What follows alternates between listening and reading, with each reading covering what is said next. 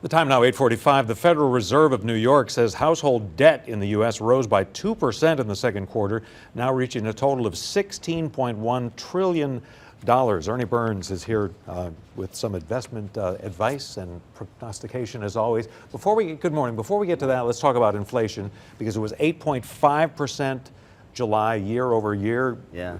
Better than it has been. It's better. That, it was at 9.1%, and they were expecting a half point or more drop, and it happened. So the market's reacted very positively behind this. Also, what it does, it looks at future interest rate hikes. Now, the reason the market's up, because it expected, so the market already had that priced in. The reason it's going up is because of the factors that they're expecting the Feds maybe not have a 3/4 point increase next time, maybe a half a point. Because they may be making enough headroom. progress. Yeah, I guess on the one hand, it's not, let's face it, it's not going to go from 9.1% to 2% overnight. Be nice if that happened. Yes. But so the concern has been that inflation could get sort of baked into the economy, where businesses assume it's coming, they're affected by it, everybody's raising prices, and you get into an unbreakable cycle, it seems. Yeah, and also they do see it's going to be basically dropping. We know that next month for sure. I don't think the 2%, 3%, Powell's wishing for that, he's hoping for that. I think those days are over. I think inflation is going to come down to maybe around 5% in the next 6 months, and that would be a new norm, because the country spent too much money.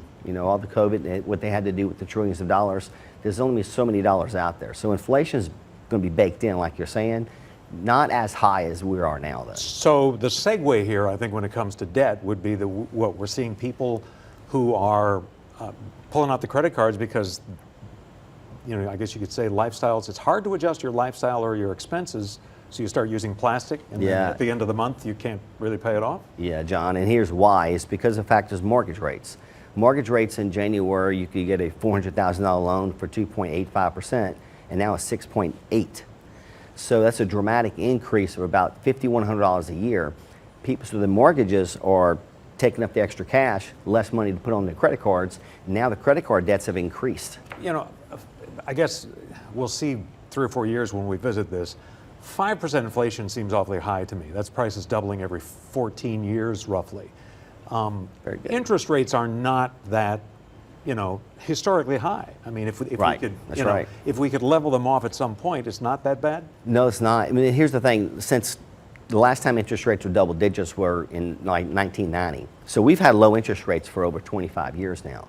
So if it comes in between 3 and 5, that's still relatively low for the last 30 years. So the danger here is that people, because of inflation, aren't able, they lack as much ability to save money. So what would be your investment advice to people, whether they're 55 or 25, about the need to save money? Well, because of what happened 2 years ago with COVID, and everybody just lost their jobs, at least the majority of people for that time period, or at least they were sitting home for a while, people learned to save a little bit, be a little more cautious.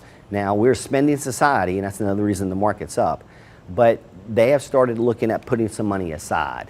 In addition to, maybe you don't need 3 cars, maybe just 2 cars if you and your spouse are working. Not be as extravagant as the past, not always keeping up with the Joneses. And I think Americans have learned that. So even though credit card debt has increased, people have learned from the past, and that's what we're hoping for in the future. Gotcha. Buy a travel trailer, not a motorhome. Gotcha. Yeah. All right. Ernie Burns, thanks as always.